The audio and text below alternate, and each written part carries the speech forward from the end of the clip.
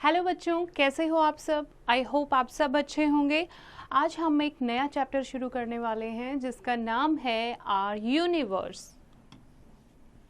Are universe यानी कि हमारा संसार, हमारा ब्रह्मांड, जिसमें हमारी अर्थ भी सरवाइव करती है। ओके तो आर यूनिवर्स में we will study about the universe, the moon and the solar system. Now what do you mean by universe? Universe means everything that exists. जो भी exist करता है, जो भी हम अपने आसपास देखते हैं, जो भी exist करता है, चाहे वो living है, non living है, वो सारी चीज़ें किस में आती हैं? universe में आती हैं. It consists of the whole space in which we live, that is the earth together with all the planets and stars. जितने भी planet हैं, stars हैं, sun हैं, जहाँ हम रहते हैं, सारी चीज़ें किस में आती हैं? universe में आती हैं. Okay, and most scientists believe that the universe was born out of a huge explosion called the Big Bang many years ago. बहुत सारे साइंटिस्ट क्या कहते हैं कि एक बहुत बड़ी बिग बैंग, बहुत बड़ा एक्सप्लोजन हुआ था जिसको बिग बैंग का नाम दिया गया, उसमें से यूनिवर्स आउट हुआ था. ठीक है. At the time of the Big Bang, things in the universe were hot and tightly packed. उस टाइम क्या था? सारी चीज़ें hot, गर्म थी, hot थी और tightly packed थी, एक दूसरे के साथ जुड़ी हुई थी. The universe was born. The stars and other heavenly bodies such as our planet Earth were formed. उसके बाद जो हैं यूनिवर्स निकली. ठीक है. उसमें से फिर स्टार्स, हेवनली बॉडीज, जैसे हमारी अर्थ है प्लैनेट, इस तरीके से सारी चीज़ें एक एक करके फॉर्म हुई. Stars are huge heavenly bodies having their own light. अब स्टार क्या होता है? स्टार्स क्या होते हैं? Huge heavenly bodies which have their own light, जिनकी अपनी खुद की लाइट होती है. And they remain at one place. एक ही जगह पर स्टेशनरी रहते हैं ये. ठीक है. हमें ऐसा लगता है स्टार घूम रहे हैं, चल रहे हैं, पर ऐसा नहीं होता है. स्टार एक ही जगह पर फिक्स होते हैं. They appear small because they are very far away from us. छोटे क्यों दिखाई देते हैं? क्योंकि ये हमसे बहुत दूर हैं. A special bright star that shines in the night sky is the pole star or north star. और एक स्पेशल स्टार जो हमें सबसे ज़्यादा चमकता हुआ दिखाई देता है, उसको क्या कहते हैं? Pole star. और we can say north star, क्योंकि इसकी डायरेक्शन हमेशा नॉर्थ की तरफ होती है, तो ये जो ट्रैवलर्स होते हैं उनको भी हेल्प करता है डायरेक्शन फाइंड आउट करने में. स्काई जो होता है, in the sky stars are grouped in a particular way. हमें दिखता है कई बार कोई शेप बनी हुई है. ठीक है. तो formation of stars in groups, उसको क्या कहते हैं? कॉन्स्टिलेशंस. और कुछ फेमस कॉन्स्टिलेशंस हैं जैसे कि उर्सा मेजर जो एक ग्रेट बियर की शेप आपको दिखाई देती है, स्कॉर्पियस जो स्कॉर्पियो की है शेप, ओरियन हंटर की शेप दिखाई देगी, लियो एक लायन की फॉर्म में दिखाई देता है. ऐसे ही बहुत सारी कॉन्स्टिलेशन है हमारे पास. टोटल कितनी कॉन्स्टिलेशंस हैं जो आइडेंटिफाई हुई हैं अभी तक? 88. Okay. Now we will read about solar system. Solar system क्या होता है? सोलर नाम से ही पता लग रहा है, सन, सन की फैमिली. Okay. The family of sun is called solar system. In the space the sun, the planets, their satellites and asteroids all together form the solar system. The sun is the center of the solar system. और head of the family कौन होता है? sun. ठीक है. Sun क्या है? This is the sun. Sun is the head of the family और centre of the solar system which gives heat, light and energy. सारे प्लेनेट को हीट, लाइट और एनर्जी कहाँ से मिलती है? सन से मिलती है. जितने भी प्लेनेट हैं वो सन के चारों तरफ मूव करते हैं और प्लैनेट्स की अपनी सैटेलाइट होती हैं जो प्लैनेट के चारों तरफ मूव करती है. ठीक है. There are total 8 planets that go around the sun.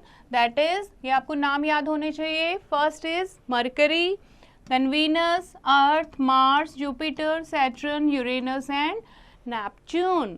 Now do you know, until August 24, 2006, Pluto was considered as the 9th planet of the solar system. लेकिन उसके बाद प्लूटो को एक्सपेल कर दिया गया सोलर सिस्टम से. क्यों? क्योंकि इसको एक ड्वार्फ प्लेनेट कहा गया, कि बोना प्लेनेट, कि ये इतना छोटा है कि इसको हम सोलर फैमिली में शामिल नहीं कर सकते, क्योंकि ऐसे छोटे छोटे बहुत सारे प्लेनेट हैं. तो सोलर सिस्टम से प्लूटो को एक्सपेल कर दिया गया. नाउ सबसे छोटा प्लेनेट कौन सा है? मरकरी. ओके. और सबसे बड़ा प्लेनेट कौन सा है? Jupiter. Fine. Now in the solar system only the sun has its own light, sun की सिर्फ अपनी लाइट होती है। वो सारे प्लैनेट्स को, जैसे कि अर्थ को भी हीट और एनर्जी कहाँ से मिलती है, सन से मिलती है।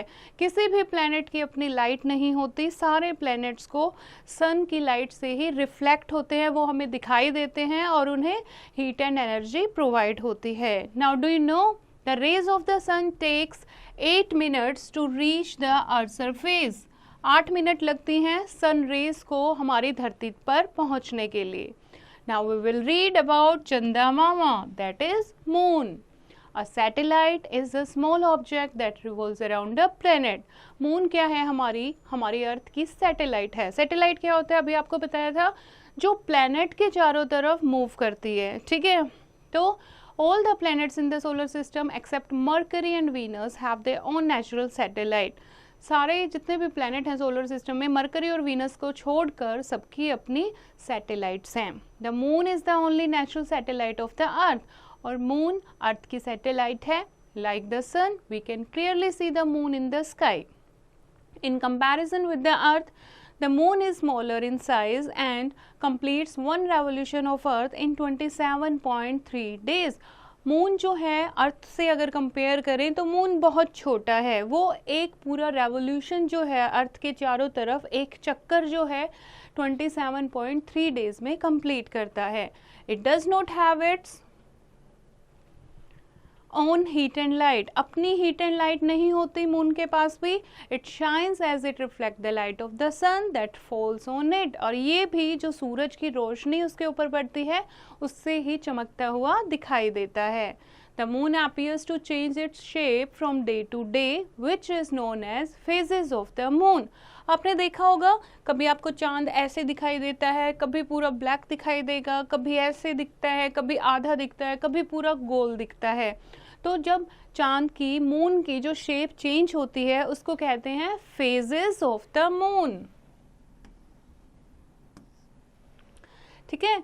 Sometimes we do not see the moon at all in the sky. It is known as the new moon or we can say अमावस्या। कई बार हमें चांद ही नहीं दिखाई देता, ये देखो आप, बिल्कुल पूरी रात में अंधेरे में हमें चांद दिखाई नहीं देता, तो उस फेज को क्या कहते हैं, न्यू मून। यानी उस दिन कौन सा दिन होता है, अमावस्या का दिन होता है। After 2 days of amavasya the lighted face of the moon increases, so we get an opportunity to see a beautiful crescent moon in the sky. उसके 2 दिन के बाद एक नया चांद दिखाई देता है आपको, ठीक है, क्रेसेंट मून दिखाई देता है इस टाइप से, और हम चंदा मामा को देख पाते हैं। Within an interval of 15 days, the moon gradually increases its size and we see the complete round bright full moon which is also called पूर्णिमा। और उसके कुछ दिनों के बाद यानी 15 दिन के बाद हमें पूरा एक कंप्लीट राउंड दिखाई देता है, ठीक है, इस तरीके से फुल मून। तो उसको क्या कहते हैं, कौन सा दिन होता है वो, पूर्णिमा। और उसके बाद फिर से जो मून की शेप है, फेजेस है, वो कम होती चली जाती है। Now let's recall, stars are big balls of fire, they produce heat and light. The universe is a vast open space that contains billions of clustered stars. A galaxy is a massive cluster of hundreds and millions of stars orbiting around a center. The sun and all the planets along with their satellites form the solar system, and the moon is the only natural satellite of the earth. I hope बच्चों आपको ये chapter समझ आया होगा। एक बार फिर से इसको रीड करेंगे और एक्सरसाइज की प्रैक्टिस आप खुद करेंगे।